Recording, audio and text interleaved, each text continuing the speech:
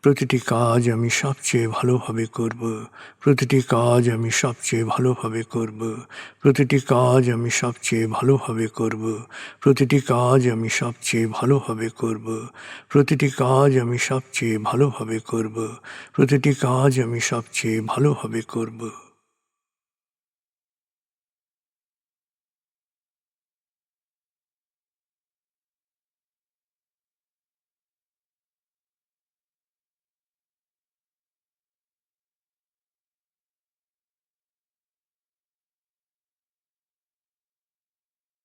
আপনি মনের এক গভীর অবস্থায় অবস্থান করছেন।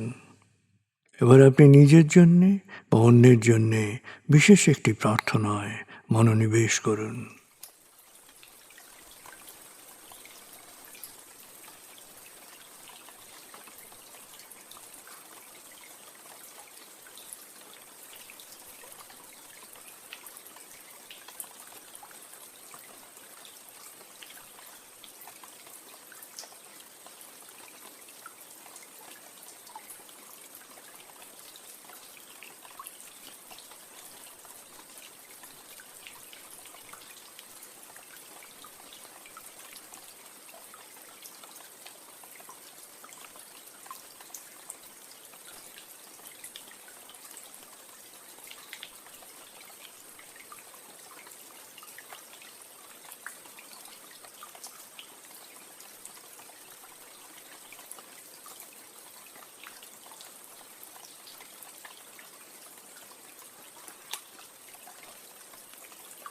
পরম করুণাময় আমাদের সবার জন্য কল্যাণকর সকল প্রার্থনা কবুল করুন।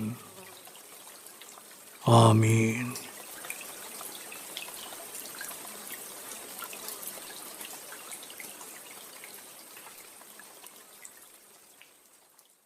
প্রিয় শরীর, এক চমৎকার আবেগময় সময় কাটিয়েছেন আপনি। আমি এখন 0 থেকে 7 গণনা করব। আপনি পুরোপুরি জেগে উঠবেন, শারীরিক ও মানসিকভাবে পুরোপুরি সজীব, উৎফুল্ল, তার তাজা অনুভব করবেন। এবার লম্বা দম নিন। 0, 1। আবার লম্বা দম নিন। 2, 3। আবার লম্বা দম নিন। 4, 5। মনে মনে বলুন, 7 গণনার পর আমি চোখ মেলে তাকাবো। আমি পুরোপুরি জেগে উঠব, শারীরিক ও মানসিকভাবে পুরোপুরি সজীব, উৎফুল্ল, তার তাজা অনুভব করব। লম্বা দম নিন। 6, 7। চোখ মেলুন। আস্তে আস্তে মাথা ও ঘাড় নাড়ুন। পা টান টান করুন। হাত নাড়ুন। জোরে বলুন, বেশ ভালো লাগছে, বেশ বেশ ভালো লাগছে।